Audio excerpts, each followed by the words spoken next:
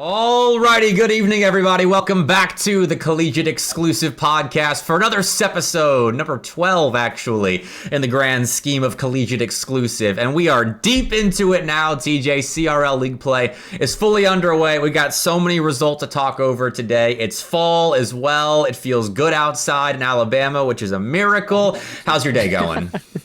Well, I can't say it's feeling nice like it is in Alabama. What? It is about 50 and under up here. So I can't complain, but I also can't exactly glaze about it. So either way, CRL is here and in full swing. That is what I'm feeling the warmest about. And the opens are fully in swing as well, which means that for all of the minute results that we care about, we have a lot to talk about today.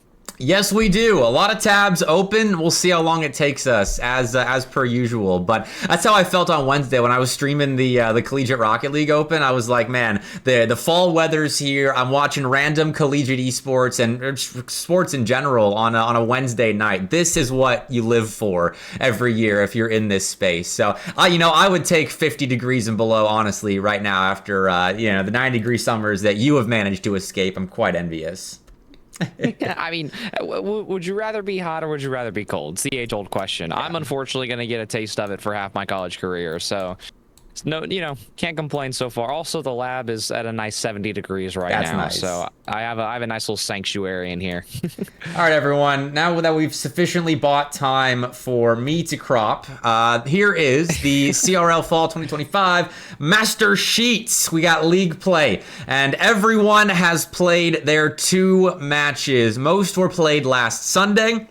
And similar to this weekend, mostly played on this Sunday for week 2 of league play. You can see the matchups for week 2 up on the little table. We'll talk about our notable ones in a moment, but results. TJ, your boys are in 8th right now. What's up with that?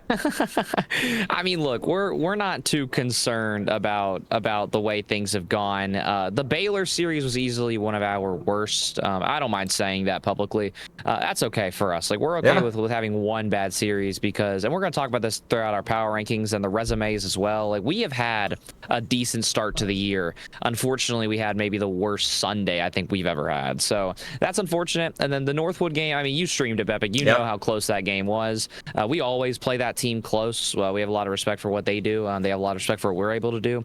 Both of us, I think, look the best that we have in all of CRL against each other, because obviously you guys know that Northwood got off to a rough start as well against Cumberland. So we're not absurdly concerned at all. We really like our chances. We like our odds for the rest of the year. And I think we're going to be climbing for the rest of the time. So we'll see how it looks at the end. There's still a lot of games left. Yeah, that was one of the closest 3-0 sweeps you'll ever see. I think it was a 4-1 goal aggregate, 2 1-0s, and then a 2-1 there in game 2. So, yeah, fair enough. I'm with you. You guys didn't look half bad, but 0-2 still feels a little strange. Oklahoma Christian down there as well, which I think we all expected Oklahoma Christian to be kind of fighting from behind in league play. They were one of the shockers to jump into top 8. And I think in every series they play here, honestly, maybe outside of Baylor going into week 1, they would have been underdogs. But they went 0-2, lost to St. Clair College. And who's the other one? West Virginia? Yeah, West Virginia, who started out decently as well. So it's kind of even across the board, TJ. Like, even Oklahoma Christian in their losses looked competitive with St. Clair and WVU. And then middle of the table, Northwood, Baylor, St. Clair, West Virginia, all 1-1. And Winthrop and Cumberland are at the top. Did you see that coming? I mean, Winthrop, I was one of the ones in the preseason that were higher on Winthrop than most. This is a team that I unironically believe will handle Northwood with no issues, and that might be a hot take on my end. I believe that's a 3-0, 3-1 type of series with the way that Winthrop plays the game, which I know, again, hot takes. We got plenty to share today, but Winthrop, I think, will be the best team in split 1, but now when it comes to split 2, I think that we'll get more even matchups between us, them, Northwood, maybe a Baylor, maybe a St. Clair. Cumberland's been the hottest team out of all of them, and so they're easily in that conversation as well. And right now, it's really funny in a good way to see Cumberland at the number 1 spot. And Bluey's asking right now where we have Oklahoma Christian rated, and we'll talk our full power rankings later on, but I had them drop down to number 9 in my power rankings. I think Ball State might look a little bit better than them just because Ball State had one off day with their double losses to Baylor, who have looked very solid. I mean, you said their win, Baylor's over Concord, was the worst you guys have looked, but for Baylor, I mean, 3-0 sweeping Concord is a really good look for them. And JT was looking fantastic. We know Andy and Hoxer are going to look phenomenal in that Baylor lineup, but JT looked like he was filling his roles and then some in that series. Yeah, I mean, I never mean to make it sound like that I'm discrediting Baylor's performance. Like, yes, we played bad, but also Baylor played a decent game plan that we didn't really know what to expect going into that game. Now, granted, I like to think that Baylor, similar to how this Concord roster was in their first semester, they have a lot of unexpected factors. You don't know how Andy and Hawks are going to play. You don't know how JT's role in rotation is going to be. So it'll be really interesting to see, like, Concord was able to come out of last year's fall and push it into a fairly successful spring, obviously not repeating a CRL champions, but doing just about everything else. Now, will Baylor have that same level of success? I'm not sure just yet, but they're on the right track. All right, let's talk about the upcoming matchups for Sunday. And I think, have the stream schedule we can look at in a moment. But overall, we've got Baylor and Northwood, and then Baylor and Oklahoma Christian, which I think is another potential 1-in-1 day for Baylor here. The Northwood series, I think, is winnable with how Northwood's looked recently, which against you guys, Northwood kind of looked back to their normal selves with their perfect rotations in defense, just wearing you down a little bit. But against Oklahoma Christian, that's a full wild card series in my eyes. I believe that if Creams and Zanil play the way that they did last week, I actually think that Northwood could come out of that similar to us. I think it'll be a very close 3-0 or a very close 3-1. Northwood's playstyle does really well against teams like us and Baylor, with the way that our ranks are stacked up, with the way that our players are stacked up, and their experiences as well. I could see that happening. Now, when it comes to it was OC, correct? Yeah, Oklahoma Christian, yep. Yeah, Baylor should 3-0 that, no exceptions. Whoa! No, but this is let me get to my point as well. Yeah. This is a good feeler game for both. If Baylor 3-0s, they are a threat to the top 4, no questions asked. If OC 3-0s, I think that they're competing for maybe a 5th spot or potentially at their ceiling a 4th spot. And mainly, the way that I view it, the ceiling of Baylor is not only untested, but I think it is higher than where OC currently stands. OC had a lot of struggle against these other 7 teams, other than Baylor, obviously. So the other 6 teams last season, I have not seen anything in their gameplay that makes me believe otherwise just yet. That's where I'm coming from with that, from an analytical standpoint. OC is very talented, but they have a lot more than just the game plans around these teams to figure out. I like Baylor in that one. I'm picking them in 4. Okay, I like it. I like that sort of perspective on it. I mean, I'm excited to be watching it on Sunday, as we'll cover the other matchups as well. Concord, I mean, for you guys, CMU. Okay, it's Cumberland. Yeah, okay. Chip will say that in chat. The abbreviations are a little weird. So Cumberland and St. Clair. That's kind of a stacked day for Concord's get back. Are you thinking 2-0? I think as long as we do what we've been doing this year, we go 3-0, 3-1. That's the way I feel about it. And I like our chances at succeeding there. And as long as we come out of that day with at least one sweep, we're right back in contention. We know that we probably had the worst possible start. It is the worst possible start statistically. But we also know that our records against the rest of our schedule is good. And we know that if we play the way we did against Northwood, that Winthrop series could go to 4, could go to 5. So I like our chances. I think we'll go 2-2. I think if anybody is going to kind of shut down the Cumberland show, I think it is going to be us and West Virginia. I think they are going to be good series. But can Cumberland reciprocate and replicate both ways what the kind of hype and pressure they've been able to receive and then build on other teams? I don't know just yet. They look ready for that challenge, but they haven't looked perfect yet. They look so solid right now, though. Their ability to control the pace in a lobby, when they completely shut down Baylor, it was so impressive how they took a Baylor team that looked so cohesive, so experienced as a lineup, with JT playing around Andy and Hoxer perfectly against you guys, to then making JT look silly. He really had an off series, and I think Cumberland's pace-changing abilities sort of caused that, as they were playing very patient. They were playing solid 50-50s, next in the midfield, could not lose a challenge. And that caused a lot of mistakes on the Baylor back line. And so I think that exposed some of the weaknesses of this new Baylor lineup, despite several high highs for that team. And for Cumberland, it showed that they can game plan very well against rosters and change a little bit how they play to find those wins. So against West Virginia, it'll be interesting to see how they attack WVU. I haven't watched enough of West Virginia to really know how they like to play, but they played that series against St. Clair extremely tightly. I think there was like 10 minutes of overtime in the first 2 games. So West Virginia can grind out wins in CRL.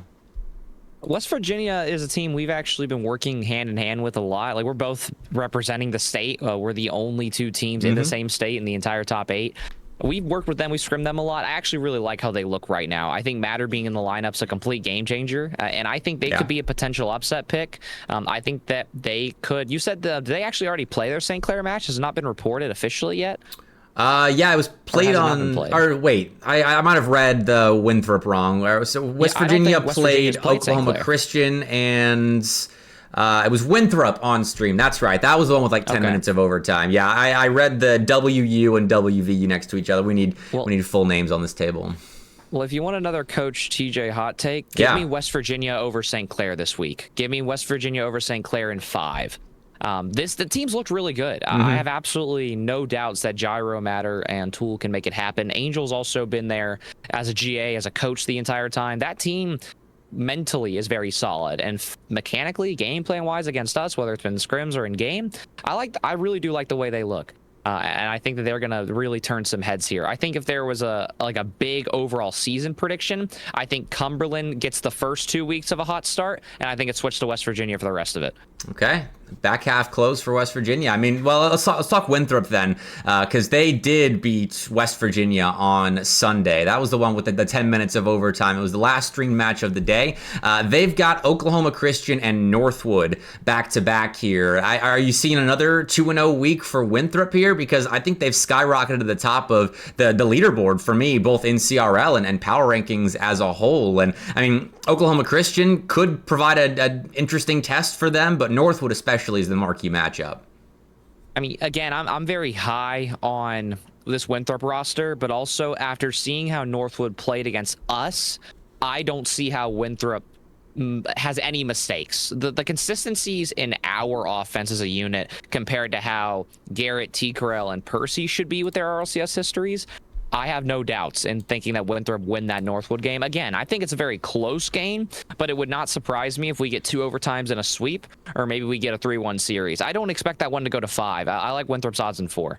And here is the stream schedule. That is the final match of the day on Sunday. Back-to-back Baylor series on stream with their St. Clair and Oklahoma Christian matchups, and then St. Clair and West Virginia to kick the day off. Don't know why I went backwards on that, but pretty solid stream lineup for Sunday here as we get to watch a lot of St. Clair, which I have already. I feel like I keep watching their demos for YouTube channel recordings, and then Baylor, their strong test of Oklahoma Christian and St. Clair. But man, whoever picked the stream lineup, TJ, shout out to them for putting that top tier Northwood Winthrop matchup last. They made the right decision on that one. It's the perfect icing on the cake, but also the back-to-back St. Clair test series for how cold they've been to start this season. There's a lot of cinema that you could put into that. I also believe that with the Oklahoma Christian Baylor series, I like to think that maybe Baylor should have been 1-1 and Oklahoma Christian should have been 1-1 coming into that game. But regardless, it's going to open up the door for Oklahoma Christian's potential upset to be even larger. But then it also gives Baylor the chance to put their foot down and say, no, we're here to stay. And to answer your question, Chip, I believe it is. I think it's in the master sheet should be linked in the CCA announcements channel. I think Mateo put that in his announcements. And then also, boss man, I didn't thank you for the sub earlier, but much love, man. Thanks for supporting the podcast and the channel. Thank you very much. But all right, let's move along. Lands upcoming is the next. Oh no, we're not moving on to Lands just yet. We're going to talk the Open 3v3. Everyone that's not in league play. I can't believe I almost just forgot about them here. But 6 pools, TJ, and the top seeds won in the majority of them. Let me put the first one up on screen. It's going to take a second for me to properly crop it. But this was Ball State's pool. Top seeds were Ball State, Fisher, Lubbock Christian, and San Diego State. Shout out Florida as well as the 5th seed there. And Ball State did not lose a single game. Are you surprised? No, not at all. I think Ball State's wake-up call versus Baylor is going to be a scary one. I mean, I say scary, but we get our hands on Ball State next week in ECAC, so we'll get a real test to see how well they're looking in terms of split 2 in the close qualifier. But no, Ball State looks exactly how they should. They played a very hot Fisher team, who's actually looked really good outside of their CRL performances. Mm-hmm. Now, granted, should Ball State maybe have to play a team like a ETSU, maybe like even their B team, maybe even a Davenport? I would rather see those matchups, but with the way the Opens are and with the skill difference between CRL, I think Ball State could mess around and not drop a game in any of the Opens.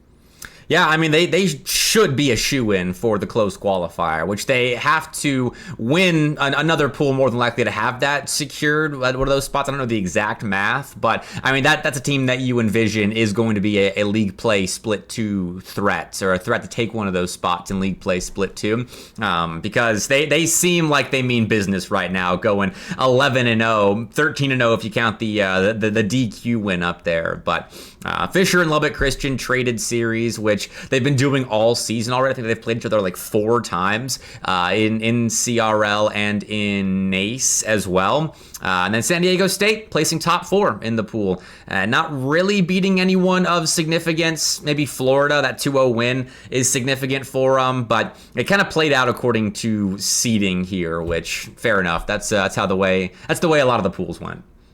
Yeah, only pools 3 and 4, I think, have the real upset potential among the top 3. Mm-hmm. But most of the fun results we're going to talk about throughout these pools didn't even come in the main grand final. They came in the semis. They came in losers semis, losers final, which we're going to keep getting on that. But yeah, that pool was pretty cut and dry.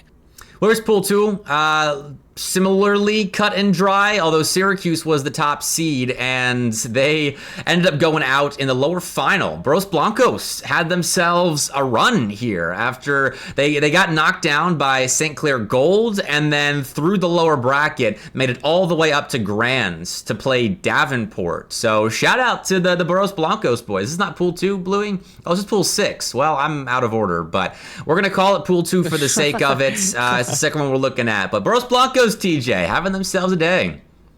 Yeah, I mean, both them or really all of the Mexican universities, they always come to shine every year through CRL, and unfortunately, we don't get to see them involved in NECC that often, or NACE, I mean, or ECAC, any of them. So to see them involved in CRL and doing well, it really goes to show what they have built down there. And what they're cooking, what they're working on. They have to be grinding with each other because we don't see them playing in any other fashion. So it's almost admirable to see their performance. I would have never picked them to beat Syracuse at all.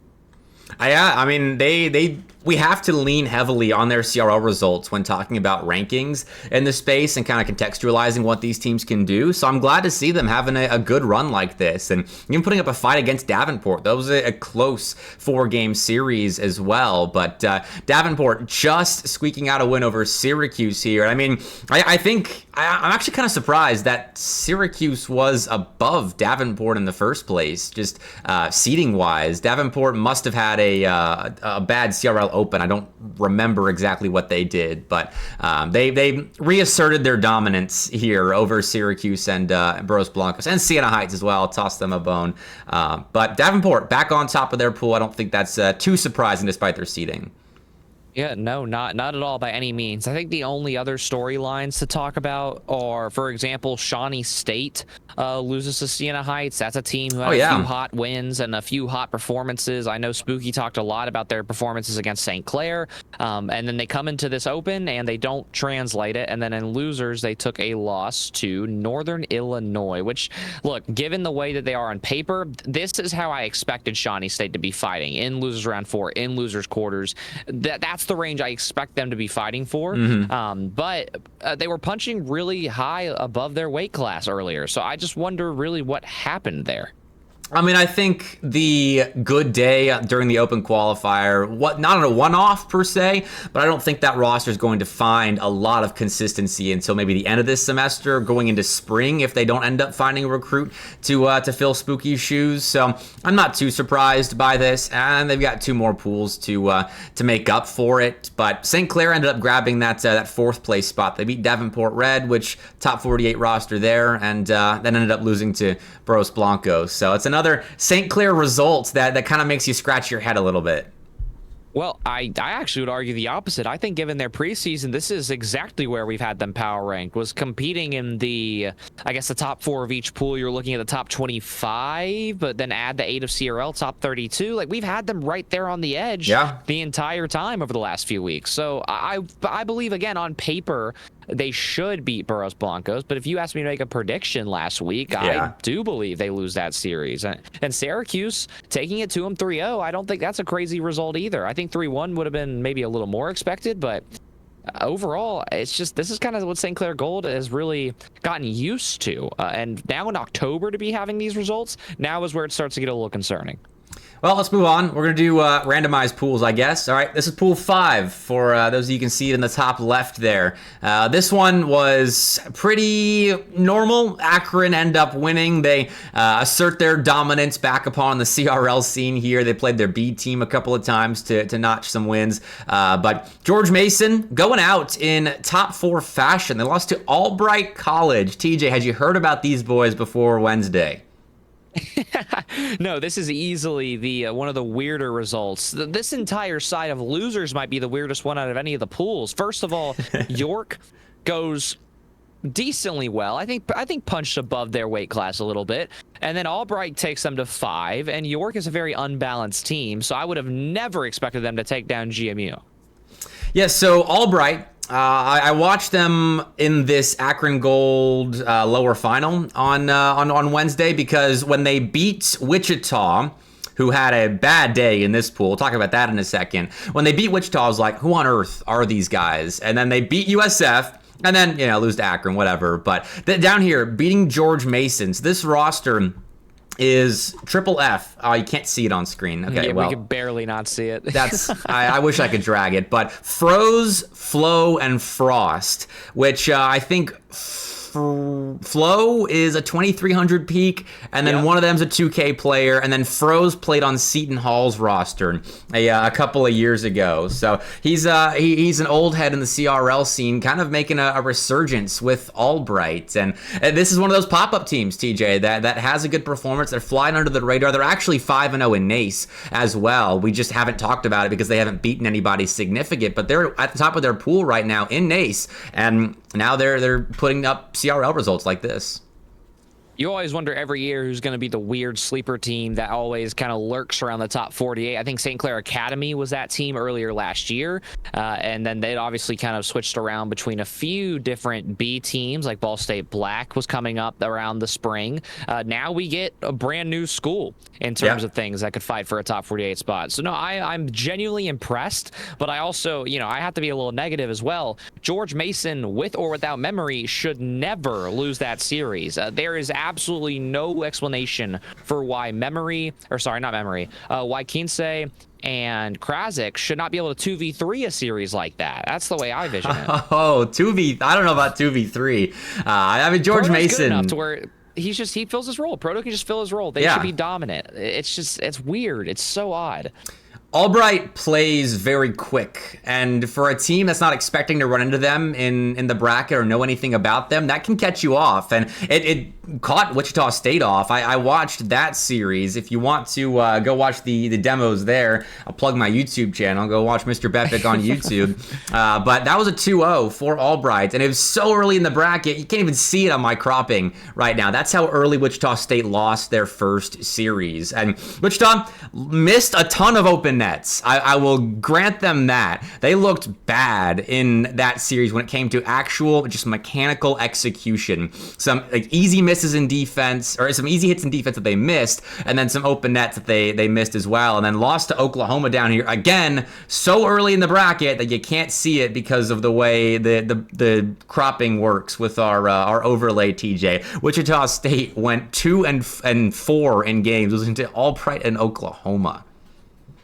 Yeah, I mean, okay, I have to be careful how I navigate what I'm about to say next here. I'm just going to say it straight up. Going to 7 with me subbing in,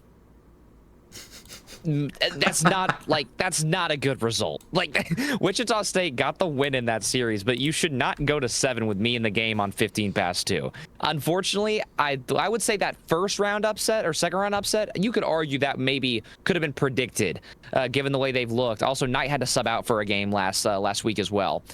So maybe they haven't been playing too heavily together. But the losers game against Oklahoma, that one completely throws me off guard. Even though I can make as many jokes to Boone as I'd like, that is absolutely inexcusable series. Yeah, Boone said it was an off day, and I'll grant that, but Wichita State's on thin ice at the moment. Like, they haven't played in enough yet to be having losses like this excused as just being an off day where you get caught out in some best of threes. So that's a story to keep up with going into the next set of pools, because that's a team that we should be seeing in the closed qualifier or just on the outside of the closed qualifier. But we can lay off them and go to the next pool here, because Kennesaw State ended up winning their pool. TJ, us Georgia boys, happy to see that. And it was a late night. I think this series against Mizzou finished up past midnight Eastern, and so it got a little weird. I was streaming that one, but other than that, they went perfect. Yeah, I think having a tiny little test series against a Mizzou team that's half grinding and a Ball State Black team that's been hot, this is about the perfect pool for KSU, because none of these teams will come off the paper and really scare you in a match, and you should be handling them. But also, if you're not handling them, there's still a lot to learn. So for KSU, I think there's going to be something to get out of this. But also, you got the best result. You absolutely got the win there. Now, granted, should it have gone to 5? Probably not. But also for Mizzou, it's a good little punch and above moment.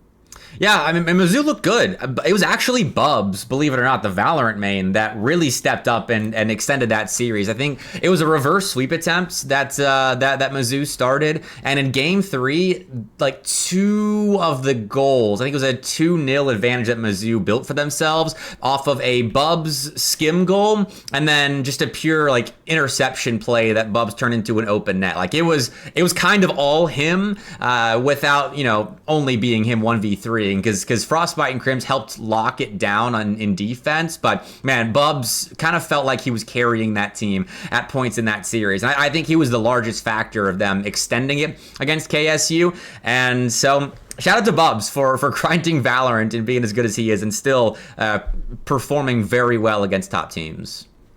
Yeah, I think the narrative has gone from how is Bubs going to do when he's on low hours to Bubs is a genuine gamer. He is a genuine, icy, absolutely unbothered gamer. And because of that, Mizzou are a threat still, which we didn't know if they were going to fall out of the top 38, but I guess Frostbite and Crims are playing enough to look good. But Bubs should be leading that team, whether he's on 70 past 2, 50 past 2, 25, 30 past 2. Bubs has always been the most creative wild card on that roster. So I'm just happy to see that they're still doing well. And we'll peep the lower bracket as well here, seeing Mizzou beat Ball State Black. Good result for them, considering the run of form that BSU Black have had lately. And actually, in the battle of the top B teams in CRL, in CCS tonight, they will be playing. Ball State Black and Akron Gold will be playing. So that's, I think, something that we may cover later on. I forget what time it's happening, but they have a big opportunity to maybe grab the title of best B team in CRL. I think it really is between them and Akron Gold right now. So we'll take a look at that. Yeah, Bluey makes a really good point too. This is the fighting at the edge of top 32, top 24 pool. Mizzou, Ball State Black, Indiana has been hot and cold. UNC Charlotte had a really tough game here. Yeah. Carthage Red, Winthrop Academy. These are all schools who you could argue were or have been in contention for top 48, top 32 spots. So yeah, this was a very, and Bluey also said this was an oddly seeded group. I think it was more so just a very top heavy, very desert type of group where you almost found the one point in the CRL seeding where the skill gap is just not comparable between number 1 and number 2. Even though it did go to 5 with Mizzou and KSU, I still feel that way. All right, well, we can move on from that one, but that should help those of you that make top 48 rankings kind of weed some teams out a little bit. I think your call about Carthage not being close to top 32, TJ, looks a bit better after they lose to Winthrop Academy. So we'll move on and not let you be right for too long here. But here we go, Tater. You've tuned in actually just in time. I did not plan this.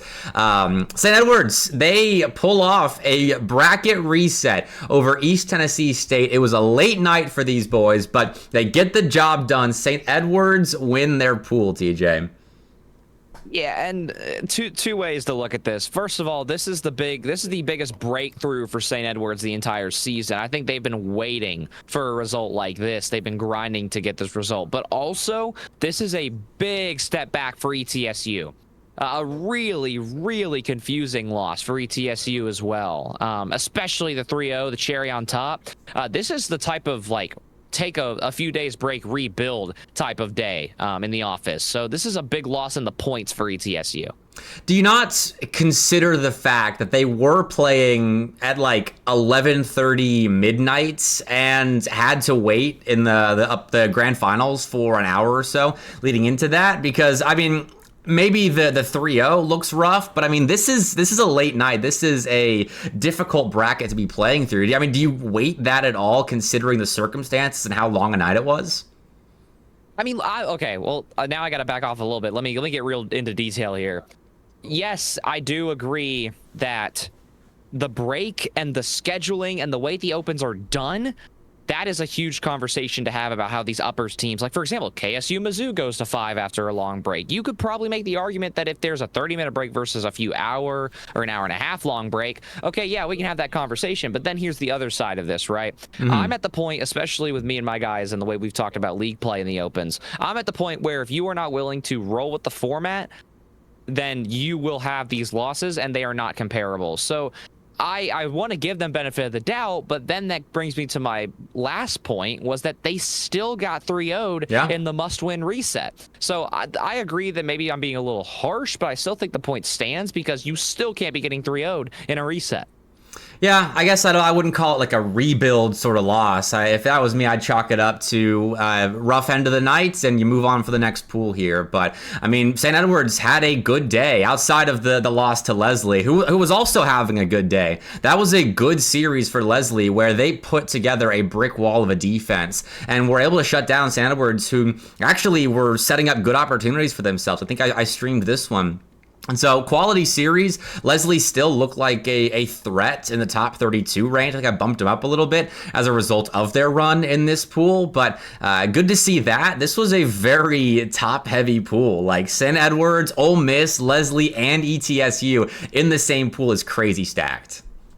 I absolutely think because of that, watch Open 2 get seeded in a very similar fashion. I would imagine we'll probably see St. Edwards and Leslie once again together. We may see Michigan State get switched for the ETSU, but regardless, I think St. Edwards is going to be in for an extremely tough pool. ETSU as well. They're going to be in every single time fighting for their lives because of the way they're seeded.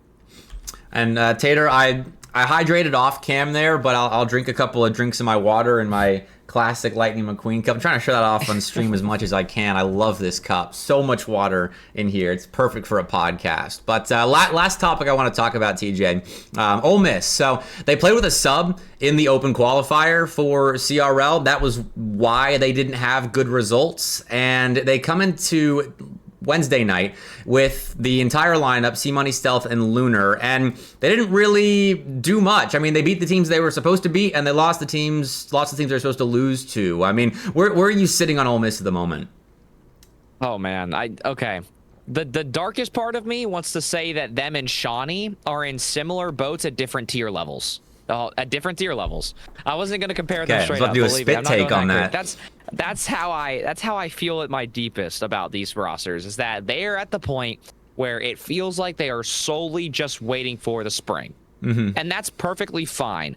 But Ole Miss, with their results last year, it has to be something on the preparation side of the team mental side. Like, obviously, I don't think that they're all hating each other. Those guys have had a lot of fun over the last few years, but obviously there is not a want to play or a want to win. Now, if that's because C-Money's too busy, if that's because Lunar and Stealth are looking at other avenues, let's say Lunar RLCS is getting in the way, I don't really know what it is. I don't think it's a team issue. It's just a overall, you don't have the roster to compete at the highest level. Unfortunately, I don't think Ole Miss is even in contention for the closed qualifier as things stand right now. Their ceiling is up there.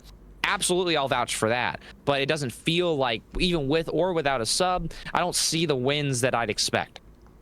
Yeah, fair enough. And Tater's saying, well, I don't know if you're talking about Ole Miss, actually, Tater, so I won't bring up that point. But cohesion being the issue, it does make sense for Ole Miss, because over the summer, when they were playing with Cosmic, their passing game in pre-jump was immaculate, and that was what stood out the most to me. Okay, he was talking about Ole Miss. So, yeah, the point does stand. Their passing game with Cosmic was so on point. And then coming into Wednesday, that was really the first time I'd watched them. I know they played, I think, Indiana Tech in NECC, and they lost that one. But Ole Miss didn't have that same sort of like crazy chem powered offense that they seem to have. And so it really does feel like they're a little bit deflated, but still can hit hard. I think we still see some good nights from Ole Miss, but yeah, I'm not sure if they're a close qualifier team. Yeah, I mean, Lunar and Cosmic in the offensive half is just simply not comparable to many teams' top two. Like, let's be honest. Outside the top 8, there's not a lot of teams who have a front end like a Cosmic and Lunar duo. Those are both extremely creative, very adaptable players, and they always look for the other one first. So that's why they look so well over the summer. And I'm sure that program, I mean, you saw Lunar's tweet. I'm sure there was a lot of mental, maybe copium after the whole drama / controversy, however you want to word it, of Cosmic actually committing to Ole Miss, which we assume is still confirmed for the spring. So unfortunately, you just can't compare Lunar and Stealth or Lunar and C-Money to Lunar and Cosmic, and I don't think they're ever going to be able to get back up to that level this year. But again, they could have a really good comeback. Like, they have the skill. They could beat a Leslie consistently on their best day. They could handle a Ball State Black on their best day. They're in that pool, but we'll just have to see.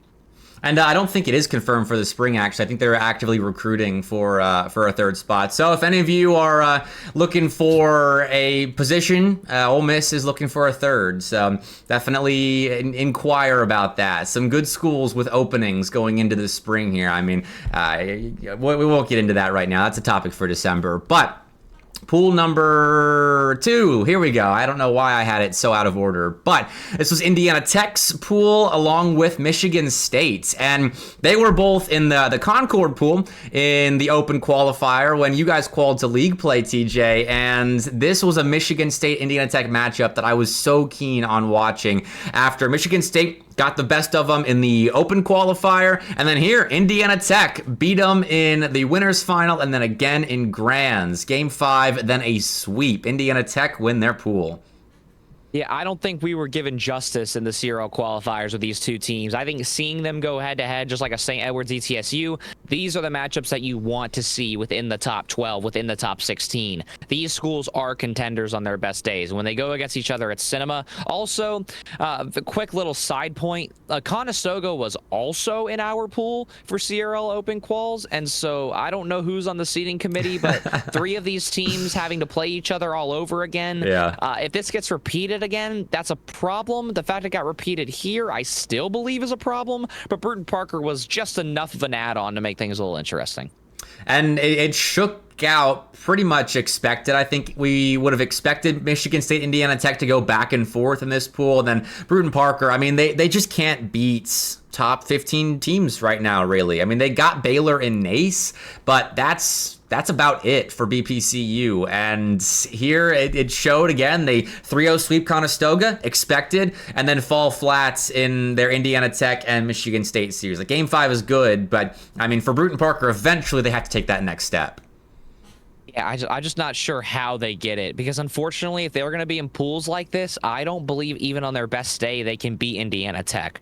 Michigan State, if you catch them at their lowest, maybe it's a conversation, but it's going to take some overtimes. Bruton Parker is a really good system team, and they have really good matchups against very specific play styles. So I think Bruton Parker either has to get lucky with the seeding, has to adapt their play style, and is most likely have to do both to even have a shot at that close qualifier. Also, Chad is way ahead of us. We were working to this result, but Tigres gets upset by UCF, and then UCF, in my opinion, gets upset by, I believe, is it Oklahoma State? That's Oregon State. Oregon State. Oh, wow. Okay, one of them. Yeah, I believe that's an upset in my eyes as well. Yeah, I mean, I don't know if I really care about these results. Like, Tigres had a good open qualifier, but they don't play in anything else, and so I don't know if they're good or not. So seeing them lose to UCF, fair enough. Like, UCF is a team that in SEL has looked good in the past. They've got good pieces, and I mean, if you're not really looking competitive with the top four in this pool, I don't know if it really matters. I mean, there's just not much else to say other than the top three teams in this pool. They were top four. Conestoga. Shout out Conestoga. Sorry. How did Conestoga do against Bruton Parker? I didn't see that result. It was a 3-0 sweep. It was a 3-0. Okay, well, I'm not counting them. I'm sorry. So a really good top three, but also storylines to talk about. How will Michigan State return back to glory? Like, they got us on open qual day. Can they get back to that form? Bruton Parker and Conestoga, I think, is a matchup that we could see develop into something special, but Bruton Parker shouldn't be near that team. They should have a few steps and maybe even a lap around that team once the season gets rolling. So then you find the middle of that storyline. How can Bruton Parker finally become a contender? Yeah, I mean, I think Conestoga is just like a top 48 team that was stuck in a pool with top 24 rosters that they could be competitive with, but ultimately weren't. But let's keep the yeah. Well, we'll see what happens with that. Even then, I think Ole Miss should be probably winning that. We'll see. Maybe we rig that with the seeding committee, whoever the people in the shadows are. But let's keep the bracket talks going because the Bluegrass Boost Battle qualifier number 1, it happened on Tuesday, and I'm gonna have to recrop. So we'll have to pull this or start talking about results in a moment because all these brackets have different lengths and are annoying. But, all right, here we go. TJ, Concord is off to the Bluegrass Boost Battle LAN. That's hype, but it took a couple of Game 5s to get through there. Syracuse and ETSU looking good on the day. Yeah, I'm going to be so for real. I'm going to sound like a deadbeat here, but I was not in the lab for this qual. Wow. I was actually in Charlotte with the Pioneers for a NASCAR event. So this was like my day off, and I was like, all right, guys, we got ETSU. That'll be that. I saw that maybe going to 5 because that team played us really well on land. They played us good. But the Syracuse game, from what I heard on my end of things, all I'm going to say is don't read too far into that Game 5, but you can read into the ETSU Game 5. All right, fair enough. I mean, that was for LAN right there. Concord and ETSU going to Game 5, and poor ETSU, they lost back-to-back Game 5s, which we'll pop down to the lower bracket in a second. But look at how stacked this top 8 is in the qualifier. Really top 10, because there were teams that lost in the winners round 3. Like St. Edwards went down right there. Maryland DQ'd out. I guess they didn't end up playing. Mizzou is in there. Indiana's in there. Kennesaw State, St. Clair Gold, Cleveland State. Like, this is such a stacked bracket. So to even get a shot at the qualification match tells you about how good Cumberland, Indiana Tech, ETSU, and Concord have looked lately, and that sort of form that they have at the top of CRL right now. Because Indiana Tech, they beat Cumberland to qualify for LAN. Tech, yeah. Yeah, I mean, this is where you can make arguments that Indiana Tech should be a CRL team. And I said this over the weekend of CRL Open Quals.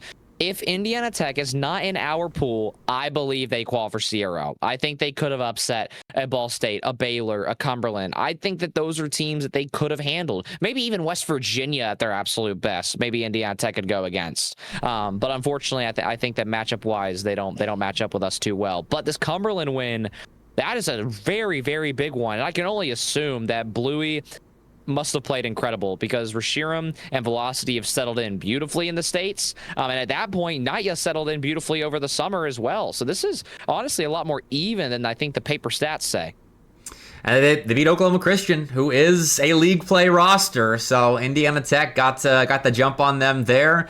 And in the lower bracket, which isn't cropped properly, but I'll preview it, Oklahoma Christian did recover. They ended up beating UT Dallas, Bruton Parker, and ETSU to qualify for LAN. So the Oklahoma boys go into BBB as well. Which I think it's only right that we see OC back in BBB. I mean, for those of you who were at the LAN last year, you saw how much OC and Kentucky bonded. You could even make an argument that OC is right there next to Akron, staying in Kentucky, with just how blended in the culture they got. Also, Chipmunk Man did the watch party for OC. So I haven't gotten to watch that VOD back yet, but I'm sure it was absolute cinema. But another reason why I talked about kind of a reset type of loss for ETSU was also because of the context of this qualifier and how it went, and losing to Oklahoma Christian. That's why I was so hard on this team, is because, and this is going to sound crazy to me, or crazy to everybody really, ETSU, in my opinion, if they played the way they did in the start of September, or the middle of September, I should say, they should be beating OC. Okay, I don't think that's too hot to take. Yeah, ETSU were at one point one of the hottest teams in CRL. They've cooled off. They might be the best team in CRL that doesn't actually win anything. Like second place at Scenic City. They were a series off of making league play, losing to Cumberland here. Back-to-back game fives here where they lose to Oklahoma Christian and Concord. Like these are quality losses, but eventually East Tennessee State do have to start winning something.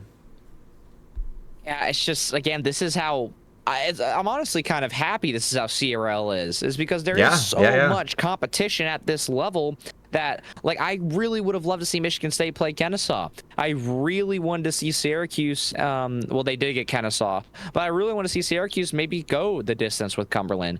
And they almost did. They went to 4. You can't hate on that. Also, UTD getting a game on OC, taking down Kaiser. True. Nice little sleeper win. Indiana Tech B was really hot. They kind of get put in their place slightly. I do think they're a team that's in contention of a top 50, top 64 spot. Them in Maryland would have been a fun one to watch, for example.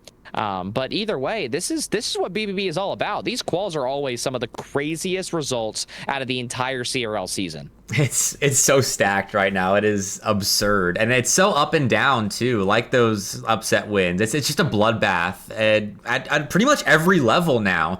Like we're not exactly seeing 44 ranked team beating a 14 ranked team, but like in those little echelons of the rankings, it is so tight. And we're going. I put together a table for the top 32-ish. Everyone that we'll be looking over towards the end of the show. Just all of the significant results in the last month, and it was an insane table. It took me like 2 hours to comb through and put that data together, and it's so back and forth. Everyone's trading wins and losses. We're just in for a treat of a fall, and then hopefully that carries over into spring as well.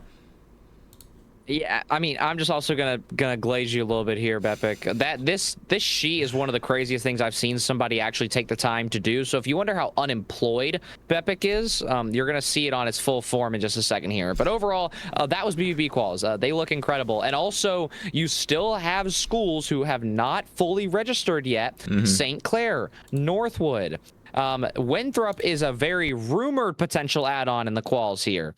Even though they're not really looking to travel too much. So I'm not sure what their plans are, but they almost may be registering based on insider info. So Qual 1, I think, was the best chance for these sleeper teams like an Indiana Tech to get through scot-free, because I feel like the quals are just going to get worse. I'm trying to pull up the signed up teams right now, so we'll talk about them in a second. 40 rosters signed up. Now I gotta recrop my scene, and then we can talk through everybody that is playing tomorrow, which will be at noon Central, 1 p.m. Eastern time, the BBB qualifier number 2. I'll be streaming it. Here we go. This is the sign-up teams list for qualifier 2. St. Clair Green on the list. ETSU is back for redemption. Kennesaw State, Baylor, Syracuse, and St. Clair Gold, another top 32 team. And that's just page 1 that we're looking at. Akron Gold is there. Maryland is there. UGA is ready to make a run and upset everybody. Cleveland State's a potential top 32 team. Florida, Bruton Parker. I mean, we're getting into incomplete team territory, so I'm not sure who all is certain at this point, but that's a crazy stacked lineup. Yeah, Mount Aloysius and Oklahoma should be playing. Based on what I know, they should be guarantees. So I'm very excited to see how they look. Mount Aloysius had a really nice performance at Field at Frames, but they also didn't have to play Northwood or St. Clair Gold. So that team's ceiling is going to be tested soon. Conestoga, Mizzou, Michigan State on the very last page as well. If they show up, we are in for a mess of a loser's bracket. Yeah, wow. I didn't even realize how stacked the second qualifier was until we just looked at it. Yeah, and Baylor playing as well. Wouldn't that be something? We get to see the Baylor boys play on LAN. And I mean, they are one of the favorites to qualify here. St. Clair, Baylor, who do I have as the top 4 at this point? Yeah, I mean, they should be a top 4 team just already. I will say this as well. If there was ever a time for Bruton Parker to prove themselves, they could be losers bracket demons against your Michigan States, against your Mount Aloysius. I will say, if I had to make a sleeper pick right now, it is between Bruton Parker and Mount Aloysius. I think that would actually be a really fun storyline, fun result to not only follow, but see it get completed as well. Both those teams are starving for big national wins as well. And that is tomorrow. So we're seeding in an hour is when that's happening. So if you are trying to get in late, make sure you do that pretty much before this podcast ends today.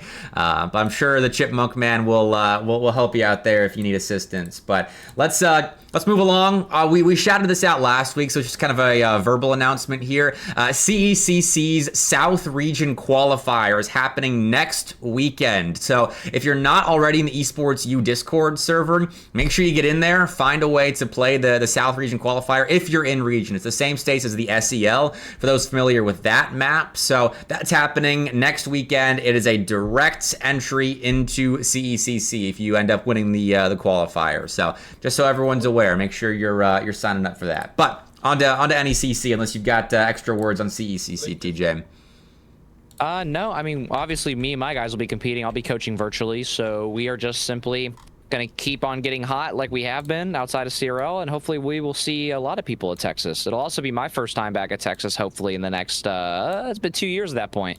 So we'll see. I hope to see everybody there. And also, I think there's going to be some unexpected results. Like Indiana Tech, I believe, will have to play in will it be the North? Or would it be the Midwest? I don't know the map off the top of my head, unfortunately. But I believe Indiana Tech's going to have to go through Northwood in that pool. And I'm actually really looking forward to that one. All right, we'll preview those brackets when they do come out. I'm trying to crop the NECC matchups, but it's just gonna look a little weird. Everybody, you're gonna have to bear with me. Yeah, I don't know. We're gonna have some weird looking graphics here, but such is the podcast. You're really here just for the information, not so much the visual presentation. So here we go, everyone. This is Week 3 NECC Division 1, and Indiana Tech still beating top teams, and also St. Edward's beating top teams. Just 2 results coming out of this week, TJ, because of the open qualifier for CRL, but there's pretty big results. Yeah, and I'm not gonna lie, I am very, very puzzled at some of these results. Okay, first off, Indiana Tech Akron Blue, I actually like that result. I think that's a perfect top 12 type of test. Akron Blue's been slipping. They needed this to make sure they could still stand on something, and then they lose Indiana Tech. So big win for Indiana Tech, but also confusing loss for Akron Blue. Now, you want to talk about confusing losses? This is now Northwood's 2nd week in a row with a very, very confusing loss to St. Edward's. Play style style and skill alone, there is no reason why Northwood should lose to Leslie or to St. Edwards. And also, I know that they must have been trolling because, Bepic, you saw how Northwood looked against us. So I have a weird vibe about NECC and Northwood. I don't think they even care because they looked like a completely different roster in the span of 5 minutes between their NECC match and then versus our match. I did hear that Creams was sick during the Leslie series, I think it was, but I don't think that excuse held into the next week because that was after CRL happened. Though I figured they would lock in for CRL no problem, but they did lose to Cumberland as well there, and that was Cumberland stepping up definitely, but still Northwood not looking like themselves. I think their series against Concord was the first time they had looked like themselves in a little while because I watched some replays from this series, and they were so spaced out on defense, making bad reads in defense. And then Leslie's back line. Too? Yeah, exactly. It's just weird from Northwood right now. I don't know what to make of them. And Leslie again was doing their thing on defense where they just make miraculous saves and then hit hard in counterattacks. But man, 4-1 over Northwood, and then for Northwood to back that up with a 4-2 against St. Edwards it's crazy. But St. Edwards is having a good week too. Maybe it's just teams kind of popping off enough to exploit these Northwood weekdays, I guess. I don't know. Yeah, I'm gonna raise another fun point to talk about, another hot take to talk about as well. I think this could be a semester of Northwood losing dominance, and I think becoming one of the purest matchup teams in all of CRL. And what I mean by that is, like, I believe that my guys and Northwood's guys, when they play each other, they are 6 completely different people than when they play any other team. And I think that goes for how Northwood's going to look against a team like a Winthrop versus a team like a Cumberland. I think it's like how we're going to look against a St. Clair versus a Cumberland versus a Northwood. This is odd. It's a big switch from the last semester being, okay, you had your dominant 4 who won everything with no exceptions. This year, with how much competition's in the pool, now the argument is shifted. I think now it is truly going to be, for example, the close qualifier. How lucky do you get with your matchup? Like, does Indiana Tech have to play maybe an OC or maybe an US or a Cumberland in that close qual? Or do they maybe have to play a Michigan State or maybe an ETSU?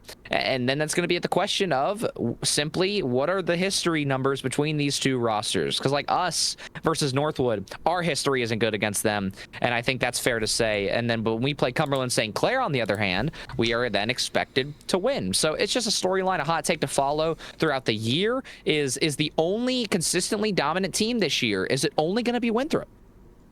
I mean, so far they did lose early on to St. Clair, but that's about it. That's their only big loss, and that was in NACE in like week 1 too. So they've kind of figured it out. So we'll find out if they are the only team that stays dominant. But in Group B of NECC, nothing too wild here. Cumberland beating Davenport is a significant result of Cumberland staying at the top. Davenport still not managing to beat a top team in the top 8 so far. Oklahoma Christian beating Akron Gold. Lubbock Christian playing Fisher again, beating them 4-1 in the best of 7. And then I think you all can assume what the Concord Drexel series was. Yeah, I mean, again, I'm not going to really get too personal about it. We handle that team. We also handled Davenport. They were both kind of the same. Yeah. OC Akron Gold, again, pretty normal. It's just this, like, unfortunately, I got to be so honest, Group B does not make a lot of sense in terms of how it was seeded. And also, I'll throw a hot take in there. I think the NECC put a lot of stock into LCU and into Fisher. And I think the only team who's actually going to live up to that hype is going to be Fisher. They played us well. I will not lie at all. They played us very well. Granted, we still stepped up in game 6 and 7 when it mattered the most. But I just don't know about LCU. I don't know really how they get 4-0'd by Akron Gold. It's a pretty wild result.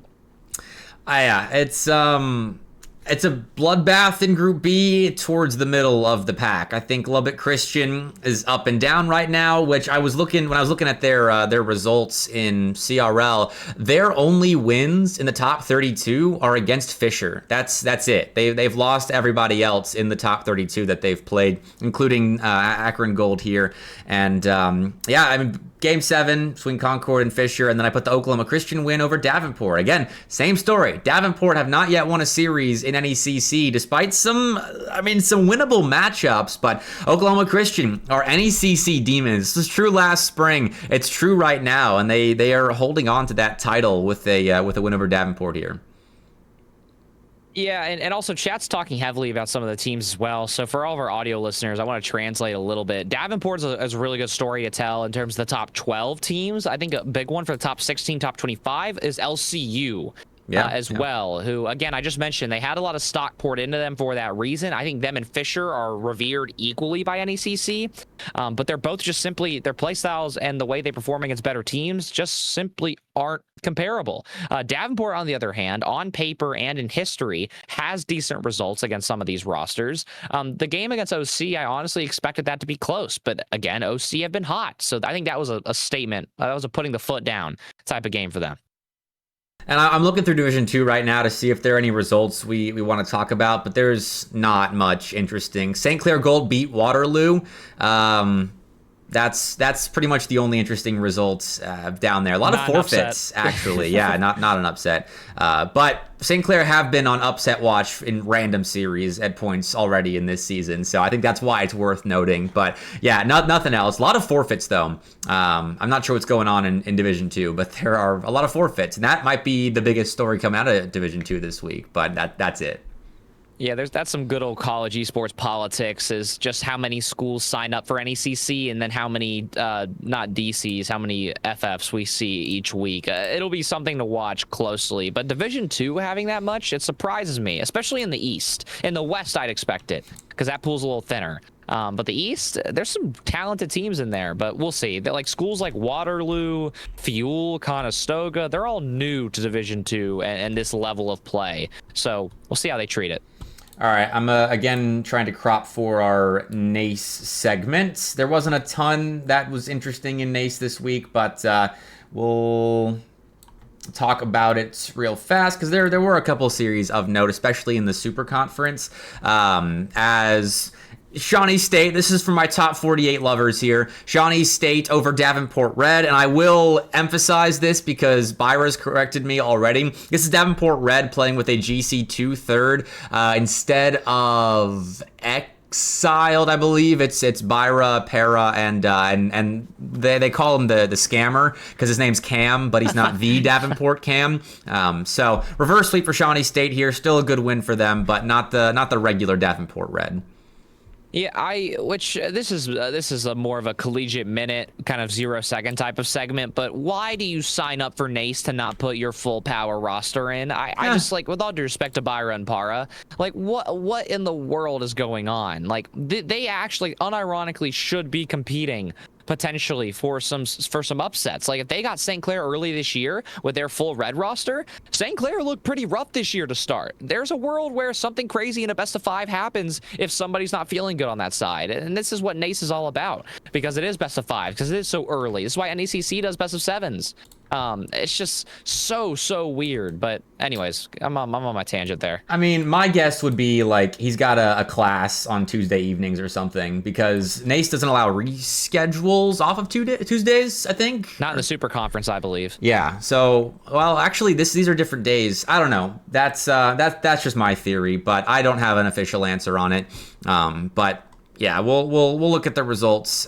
Bruton Parker over Winthrop. This was with a sub. I think we did talk about this last week, actually. I'm in round 4. I thought it was the same as NECC, where we didn't get to last week's matchups. But Baylor over Lubbock Christian, not too surprising there. And then there was Wichita State and George Mason that played on October 7th, and George Mason ended up beating Wichita State. Again, same sort of deal for Wichita, where they don't have a ton of significant matches played in the top 32, and when they do get opportunities, they're kind of falling flat.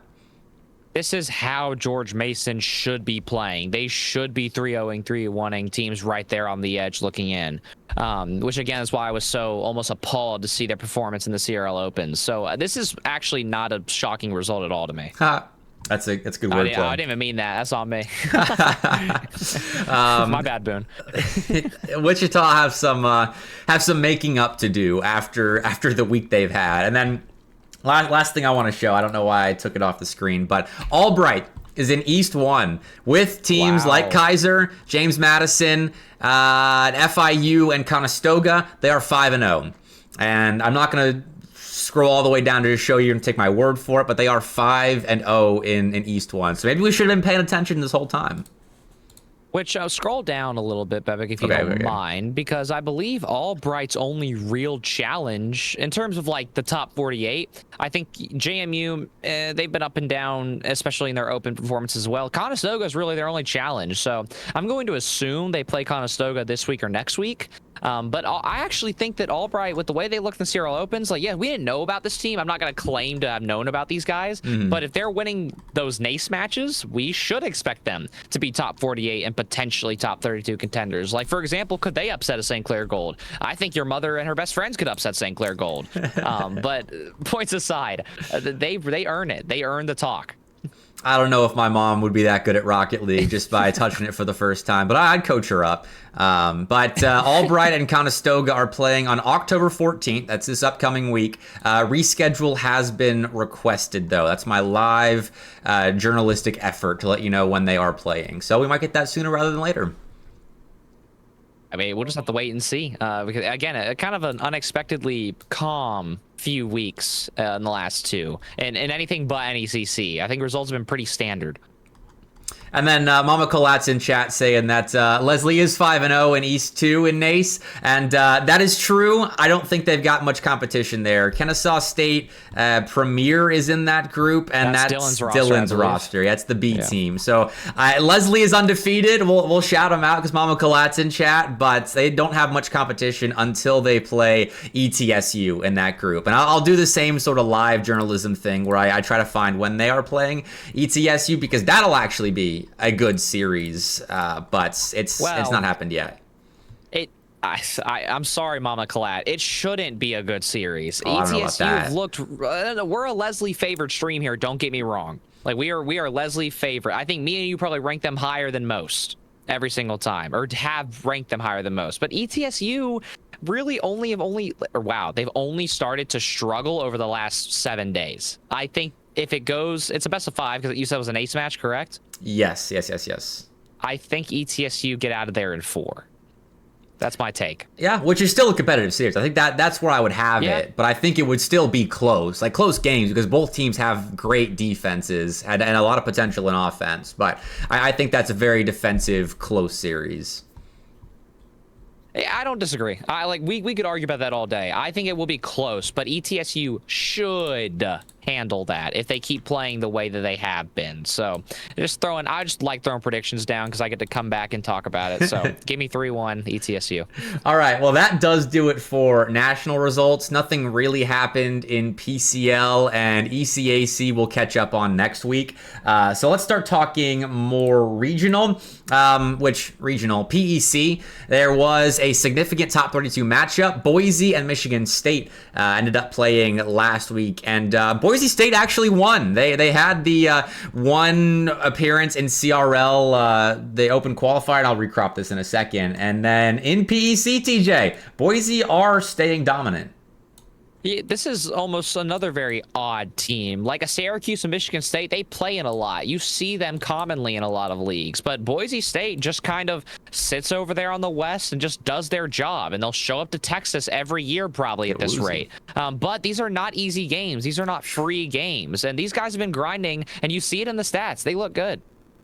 Yeah, I mean, Woozy with a stacked stat line, shooting 8 for 12 with 11 saves on the series. So shout out to Boise. I mean, they played on land in a show match at Syracuse a couple of weeks ago, and Boise 3-0'd that. But that was kind of a series I didn't put too much stock in, just considering the environment and the warm-up situation for Michigan State. But Boise State did handle the back half of that series, even when Michigan State were able to get into it, and then they turned back around and then proved that it was not a fluke, and that they've got Michigan State's number and are the best team in PEC, maybe until they play Baylor, who hasn't actually played any of the top teams in PEC yet. We'll keep an eye on for that. Which I would like to imagine Baylor should be a-okay in all of those games. If JT can handle CRL League play, then Yeah, unfortunately, Dirtho may be jacked as all get out, but on the pitch, JT should be all right. All right, and then C3, nothing happened crazy in the Carolinas. And in the SEL, we had actually a battle of ETSU versus both Bruton Parker and Cumberland this past week. And it was crazy one-sided on both fronts. ETSU got perfect swept by Cumberland. And I'll pull up the match page in a moment. We casted it, TJ, expecting a very good series, and it was very not good at all. It was pretty boring. Yeah, we may be to blame for ETSU and some of their most recent issues, because our game, I believe, was first before any of the other ones we've talked about so far. So maybe a light apologies to Landon and the boys over there. But Cumberland looked how they've been looking. They look like a genuine top 4 team if they can keep this up against the rest of the nation. And that's, them and Winthrop could be teams who just simply don't struggle against anybody else. So no, this was a big game for Cumberland. They were basically walking while ETSU was full sprinting. Yeah, it was weird. It really felt like a top CRL team that was playing against a roster of a couple of club guys. They're just there to have some fun. That's how much ETSU was stuffed by Cumberland there. Like, Cumberland won game 1 5-0, and then we were like, okay, well, it's just a one-off game. ETSU will recover. But there's some sort of mental block there. There has to be, where ETSU just doesn't think they can get through Cumberland. Because that's now the 4th loss to Cumberland that ETSU has suffered in the last couple of weeks. I thought they were 5-1. Cumberland was against ETSU. It's 4-1 or 5-1. It's one or the other. Either way, it's dominant. Yeah, and then Bruton Parker played ETSU right after that, and then ETSU looked like a completely different team. And I'm trying to find the match page on that. It was reported as a 4-0 here for whatever reason, so do ignore that. But ETSU dominated that one. It got close towards the end, but what a turnaround. You score 0 goals, you get perfect swept, and then turn around and put up 17 on BPCU. Yeah, again, you're always just waiting for Bruton Parker to make their stand. It just comes way too late in these series. So it was a almost perfect representation of the seeding of SCL. Cumberland league play team dominates. ETSU top 12 contending team dominates. Bruton Parker, we'll see how they do against the rest of the league, but they also should dominate. So it'll be a lot of questions that playoffs and the LCQ will help us answer. Yep. None of these teams should see the LCQ, at least not much of it. But it's going to be a real good question of these teams know they're going to see each other time and time again this fall and the spring. How do they adapt to one another? And then elsewhere in regional CRL, there was a battle for Indiana that ended up happening, and Ball State, I think, double 3-0'd Indiana Tech. If BK, he didn't drill it in enough apparently, because I don't remember it cleanly. But shout out to Butler for hosting a battle for Indiana, and Bluey can probably fill us in if he likes. Yeah, this was dominant for Ball State, who retain their crown as the best team in Indiana. Yeah, this is also one of the coolest early season LANs to follow every year. Big shout out to the Butler crew for putting this on. Unfortunately, Ball State almost never struggles at these LANs. And, that's just kind of unfortunate for the rest of the teams. And also for Indiana Tech, like, I know Bluey's talking in chat about them not performing, but second place at an event like this, like, with all due respect to Indiana Tech, I don't really know what more you could ask for. Of course, getting swept by Ball State's not the answer. You would love to have gone closer with them, but second place overall, I think, is the absolute floor for them. Yeah, it has to be, when Indiana and Purdue are probably your best competition behind that. I'm not sure about some of those other logos, so maybe I'm missing someone. But Bluey saying 0-7, all very close games though, which is what you kind of expect if it was going to be a dominant win on paper for Ball State, but. It is what it is. Battle for Indiana, and looks like Indiana is still Ball State. But shall we pick up the spirits of the Tech world, TJ, with our accolades of the week? If you're ready, I'll go ahead and start, I guess. Let's do it. Well, I will say, Battle of Indiana was nowhere near my thoughts for Team of the Week, unfortunately. So, hashtag Tech, yeah, give me Indiana Tech as my Team of the Week. CRL Open, getting out of that pool alive, getting their get back on Michigan State. I was inspired seeing that, honestly, because of how good I know both those teams are and the changes that both those teams have made over the offseason as well. And also, these guys are hard not to root for. I won't lie. Like me and Bluey, from where we were last season at BBB versus now trash talking each other for fun on LAN. Like, I love this guy. I'll vouch for him any day of the week. So big for Indiana Tech. That's my Team of the Week. Yeah, that is a big thing for you to be awarding Indiana Tech the Team of the Week, because I think there is a great clip on my stream of you getting loud at Indiana Tech at the Chattanooga Convention Center when you two were playing on in the open It was all good fun. That was hilarious. But my Team of the Week, I took the easy way out on this one because I think sometimes we get carried away with the storylines and don't always give the best performing players and teams their flowers. But shout out to Winthrop. They went out and recruited a top-tier team with CRL experience in T. Corral, RLCS top-tier play with Percy and Garrett G and T. Corral a couple of years ago. Winthrop is my Team of the Week. They are the best team in CRL right now. They don't have many blemishes on their resume, and not many teams can say that right now in the Collegiate Rocket League space. So let's go Winthrop. You're my Team of the Week. Yeah, literally everybody but Winthrop has a bad loss on their history. So, that would easily be my next pick as well. We're going to talk about power rankings in a second. Yep. But on that note, I'm going to stay in the top of the power rankings. I'm going to go with my player of the week. This is kind of obvious. If I didn't choose Cumberland or anybody on that team, I think I'd be doing a disservice to them. Yeah. The most impressive player, when you look at the difference from the fall to now, or the spring and the fall of last year to now, it is Naya. These guys played in RLCS together, then went to go play without Naya, and now Naya looks like a whole new person. He's more comfortable both on and off the pitch. I love talking with this guy at LAN. He's a whole new student and a whole new player, and he really owns the pitch when he's on it. So my player of the week goes to Naya.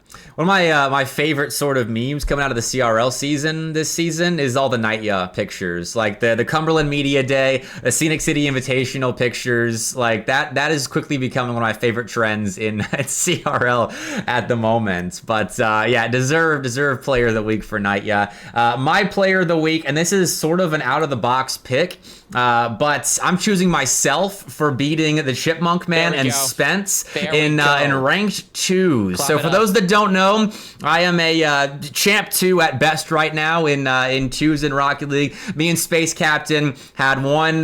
We had one ranked match. We queue into the University of Kentucky boys. This is the biggest win of my career, so I am putting myself as the player of the week. Yeah, MVP in that game, and that's all you got to know about that overtime win against Chipmunk and Spence. But no, actually, my real player of the week is Nolly, because I'm sticking with the good players on good teams this week. He has been such a great addition to the CRL scene. First of all, with his personality, talking to him at Scenic City was fantastic. Super nice guy. But then when I watched them beat Cumberland, it was a full team performance. But man, game 3 of Cumberland and St. Edwards, that was a streamed match. If you didn't watch it, you need to go back and watch the VOD, because he dropped like 1,000 points and picking that team up. And against Cumberland, with the form we now know they have, even though that was a bad day for them, that was absolutely insane. Nolly is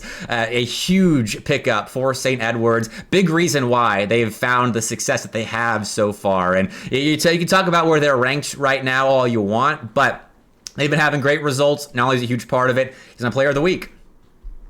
Not to mention that they are still looking for a third next year as well. Yeah. Tater is awesome, don't get me wrong, but Nolly getting potentially another Rank X player, even if it's a high-level NA or EU Pro, things are getting real scary, because now that Nolly is back on semi-decent hours, he looks like the major player that we all expected him to be. And we talked about this back in Chattanooga. It was only a matter of time before they started picking it up. So I also vouch for that pretty dang heavy.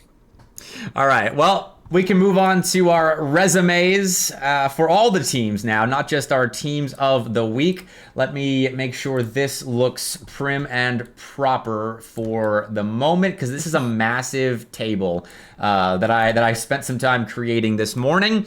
And everyone, get ready, because this is all of the significant, well, I say all, most of the significant results for the teams around the top 32-ish right now in CRL. The records on the left, you can kind of disregard. For the ones I've highlighted, that is their record against the top 15.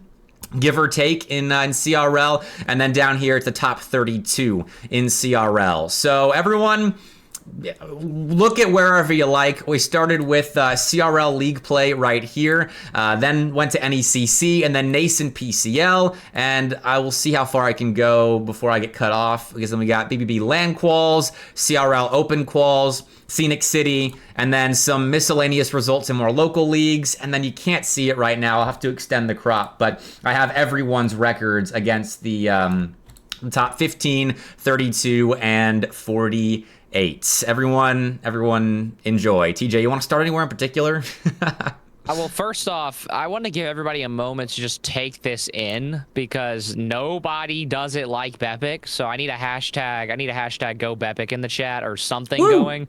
This is an absurd amount of data to collect. Not to mention that you guys can't even see it, but Bepic also has, I believe, a 50 to 60 team list, maybe even more than that, and also what they play in leagues as well. Oh yeah. So you guys can't even see that. So not to mention the rankings and scores against top teams as well. That's a really good factor. That's where I'm gonna start actually, because I get to defend myself to start. There's a reason why we have a 9-3 next to our column, because our only bad losses are in CRL. Also on that note, pay attention to your Cumberlands, to your Winthrops, to your Indiana Techs. It's the schools who not only play a lot of games against the top, but also your schools who are consistently handling business at the top as well.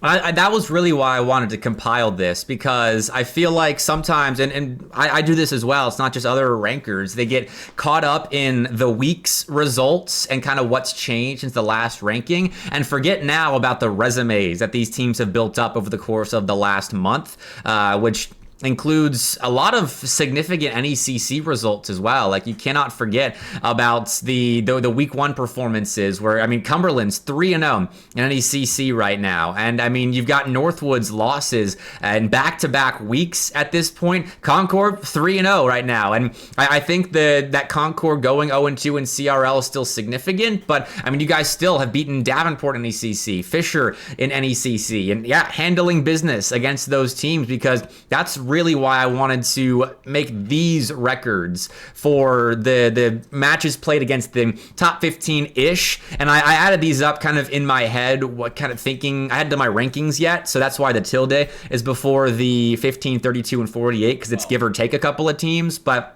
these records tell you a lot about the teams that are on a grind, like Concord, like Cumberland. Even Winthrop has 5 series against the top 15 here as well, and these are good records. And I think that's how you have to kind of separate the top teams at the moment. Also, you guys will see, like, for example, Northwood's records look bad, but you have to keep in mind that the top 48, top 32, these also include the top teams. So it's more so just to show how dominant the win column changes, not the loss column. But you will notice that Northwood is 2-1 versus the top 15, but then the losses get added on in the top 32. So I just want to make sure people know how to read this correctly, because there's a lot of information. And I also, if we want to make some more points, Bepic, I want to add one to talk about if we want to. Go for it. Look at Bruton Parker. That is a really, really big one. It's the 2-11, 6-11, 7-11 column. That one shows you just how much this team has gotten the chance to prove themselves versus the Indiana Tech column, which is the 7-4, 12-4, 14-4. It shows you the teams who are getting forced in the worst positions, but also who's thriving in it. And I talked about that on the other side with the big records on the left side. But, you know, on the right side, you get to see it in even deeper detail. And for teams like St. Edwards that have been kind of under the radar, a 4-2 record against the top 15 is pretty good for the squads that are in that 12 to 24 range. And I even bolded all of the schools that have yet to register a win against the top 15. I mean, Davenport is one of them. They are 0-5 right now against the top 15. Ball State 0-2. Those 2 losses are to Baylor. They just don't have the built-up resume, so I think you kind of default back to their spring caliber, and that's at least how I've ranked them at the moment. But then you've seen schools like Syracuse who are 0-5 against the top 15, so they're right on the edge, because then look at their record skyrocket against the next 15, 5-3 against the teams that are outside the top 15 but inside the top 32. And so it's just cool. I love numbers. I'm a very big nerd about this sort of thing. And then you can't see it on the edge, but I do have some notes for Cumberland. They're 8-1 top 15 record. Half of those wins are against ETSU that I calculated. So they are 4-1 against teams not named ETSU in the top 15. And then for Lubbock Christian, 2-7 against the top 32. But those 2 wins are both against Fisher. So if you consider that, they've yet to beat anyone in the top 32. Which, I mean, we could sit here all day and look at the numbers. But also the big thing that I want everybody to worry about is you also need to make sure you pay attention to how close these games are as well. Like, Syracuse is 0-5 versus the 0-4 of LCU. I don't believe those are comparable winless top 15 records. Syracuse and their game differential has looked much, much better in best of 7s, 5s, and 3s than LCU's has.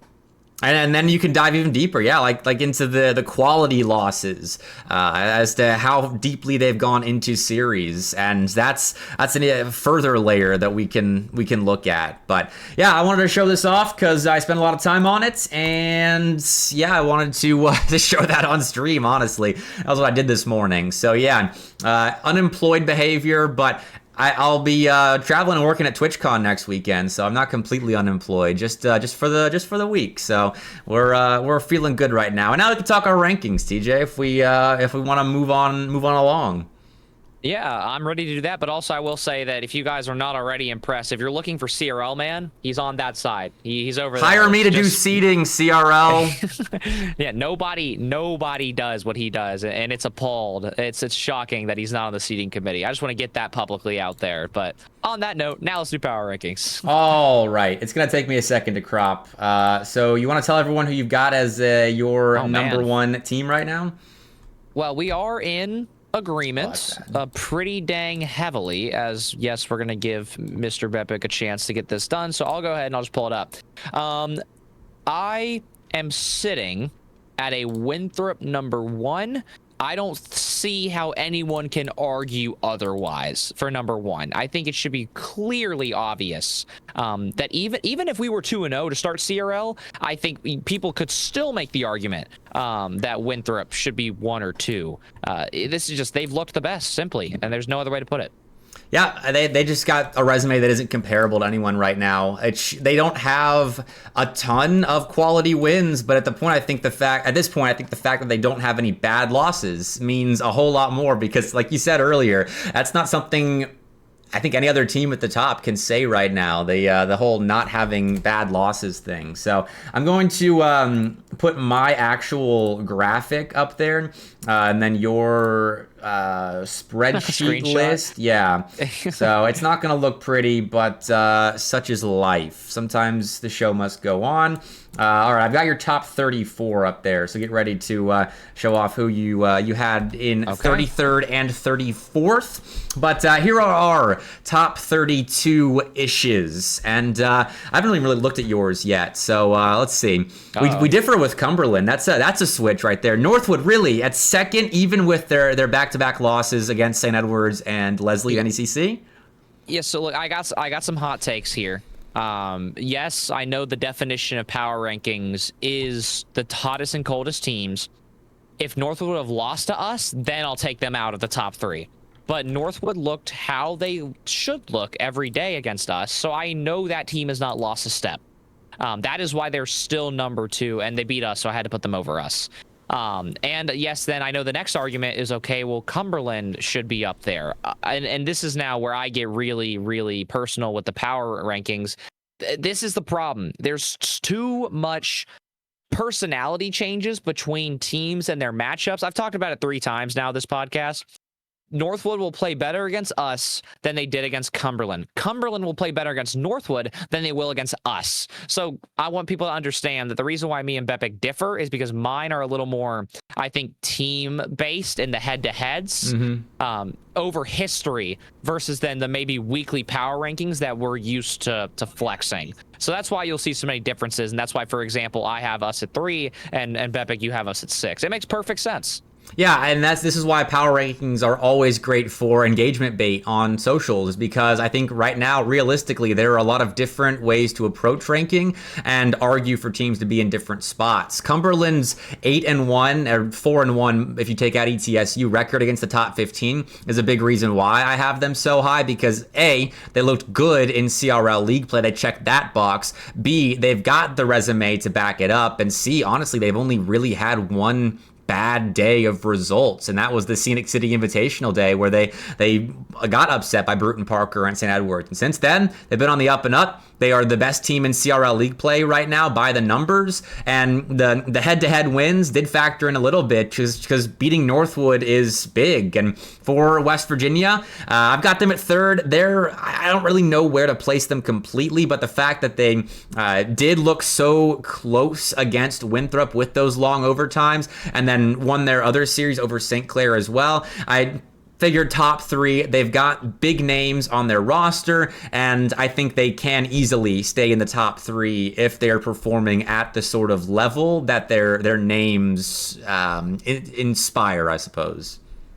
Yeah, I will say the only take that you have in the top 12 that I will heavily argue against is having West Virginia at 3.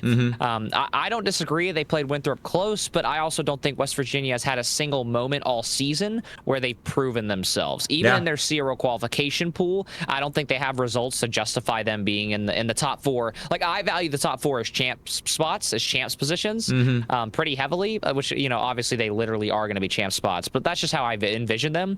West Virginia doesn't look like a championship team just yet. So we'll see, but you know, it's a power ranking, and again, engagement bait, so why not?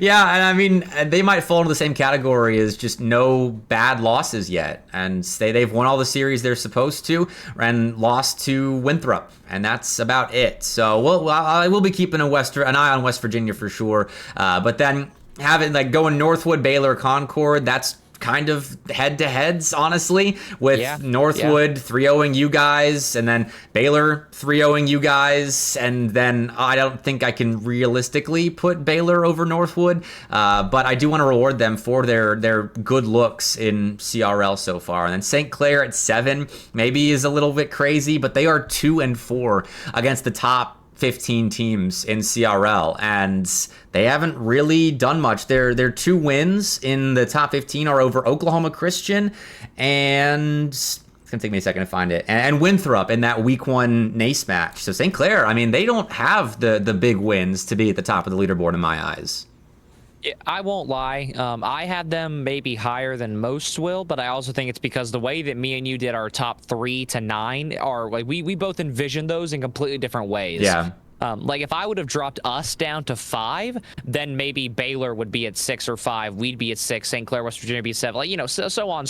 So I think St. Clair looks high on my list, but also I will stand on my take by saying that I have not lost faith in St. Clair just yet. Yes, I know it looks bad, but I think that the results as of late aren't enough for me to take them out of the top 6. But they're close.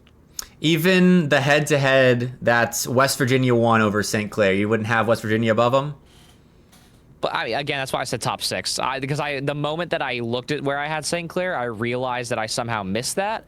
Again, it's been a very long week. I'm trying to get to fall break this weekend. Yeah, I mean, we just saw how many results there are in the last month, so we'll let that slide. I won't lie. I'm trying to go home this weekend, so maybe I'm not as locked as I normally am. Yeah, I would. When I post this, I'm probably going to switch them. But again, I will still argue St. Clair being above West Virginia right now. I think on paper, but also over the history of the last few months, West Virginia, yes, they've looked good. Yes, they beat St. Clair, but now that I'm arguing for this point, St. Clair have also been playing a lot more. They've been playing a lot more often. They've been getting tested much more often.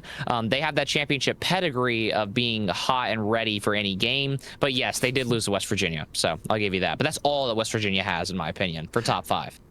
We can move on after that. Yeah, definitely fix it before you tweet it. Otherwise, they'll come after you. I saw Speed already at Arju underneath my my top 32, so I'm looking forward to that. But pretty similar down the line after that. I mean, like I've been talking about, the 10 through 20 range is kind of interchangeable. I've got Kennesaw State at 18 after their Bluegrass Boost Battle performances, and then they did win their pool, but didn't really beat anyone too crazy in CRL Open. So I got them at 18. You've got them at 16. But Boise State, you got Michigan State pretty low. What's your thinking having them 18? Okay, well, here's the hard part, because again, we both do our lists a little differently. Like, if Boise State, Syracuse, and Michigan State are not within 4 positions of each other, I probably would argue Michigan State being up 2 or 3 spots. But the problem that I had is that Boise State looked decent in their games. They look consistent. Syracuse is easily my biggest mover on my list. They're easily, them and St. Edwards are both the biggest risers. So the problem is that I put Syracuse at 15, and then I put KSU, and then I was like, uh-oh. Now what do I do with Boise and Michigan? So unfortunately for Michigan State, my power rankings isn't me saying they're the 18th best team in the nation. It's more so based on the teams I have above them. I don't think they can win against the teams above them right now. All right. So they did beat Syracuse on land in Syracuse. I think that's a significant result if you're talking about a head-to-head. But they did lose to Boise State as well. So Boise State is just weird. They make that 15 to 20 range so weird with their PEC results. But it is what it is. Then Lubbock Christian, I've got at 22 still. When I had them higher, and then I saw the stat that their only wins in the top 32 out of 9 series are against Fisher. Yep. And then I dropped them. I just don't rate their resume at the moment. Yeah, you opened my eyes to that. I'm not gonna lie. But then on your list, you had Burton Parker placed right next to him, so it makes them easy to drop down. I had Burton Parker down a little further, so unfortunately, even though the head-to-head is there, I have Burton Parker lower. Yeah. But again, like my list, if you wanted to critique my list on Twitter in about 30 minutes, and you said, TJ, your consistency between land dominance and land non-dominance is confusing. Yeah, I'm gonna give you that, because the Syracuse, Boise State, Michigan part's confusing. The us Cumberland part is slightly less confusing. Ball State, Indiana Tech, that part's not confusing. And then you get to LCU, Burton Parker, where Burton Parker have not played LCU on land, but have played at a bunch of lands. They've looked really good. But I'm treating this as a virtual list for maybe about 60 or 55%, and unfortunately this part of the list is where it came out the most. So if Akron Gold wasn't there, obviously Burton Park goes to 21, and then I matched you at that point. I put Akron Gold there, but I actually rate Akron Gold. I rate them above right now, so that's why they're placed right in the middle. They need more results. The first pool, they beat the teams they should be beating, and then lost to their A team, which you can forgive for Akron Gold. As right now, they're 1-5 against the top 32. 2 of those losses are against their A team. They lost to Cumberland and Oklahoma Christian and to Northwood. So you don't have much on Akron Gold's resume to actually critique them with or boost them up. So yeah, I don't know. Same issue with Boise. They're hard to rank. Yeah. Well, I mean, at least Boise have played teams in the below the top 15. Yeah, and on land. But at the bottom of our lists, you rate George Mason higher than I do. If you want the numbers, I'm happy to back that up. They're 2-7 against the top 32 right now, and those wins, the 2 wins, are over Wichita State and then Boise in 5 in that one good day that George Mason had. Yeah, I won't lie. The big issue that I have with that part of my list is I don't rate the Leslie Northwood win. I think I probably rate it the lowest out of most people. Like out of all the colleague poll, I probably give that the least amount of points on my list. So because of that, I'm looking at Leslie's performance in CRL, which is still good, but I don't believe it matches George Mason. Yes, I know the numbers are there, and I know they're probably within a win or loss of each other if you don't count the Northwood win. And so this is where my list gets really hard to rank at this point in the list.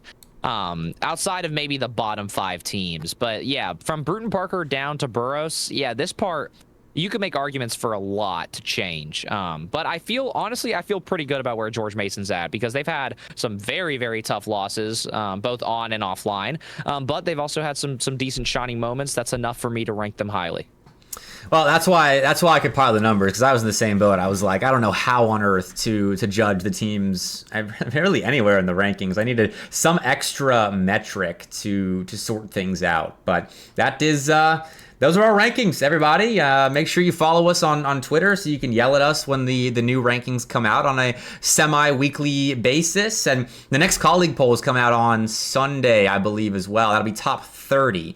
And mine and TJ's lists, well, mine probably won't change much unless Ball State Black beats Akron Gold tonight, or the BBB. Actually, the BBB quals might influence it a decent bit, but we'll see what happens there. That's our rankings. Any final words on that? No, I mean, mine are very minor tweaks. Like, for example, I switched Ball State and OC. I switched West Virginia, and we were talking about St. Clair, I believe. Mm-hmm. Like, so my 6 through 8 has swapped just slightly, but I think I'm still going to stand on where I have. Well, I got to be careful about what I say now. I do think I'm probably gonna switch Davenport and say that words. I won't lie.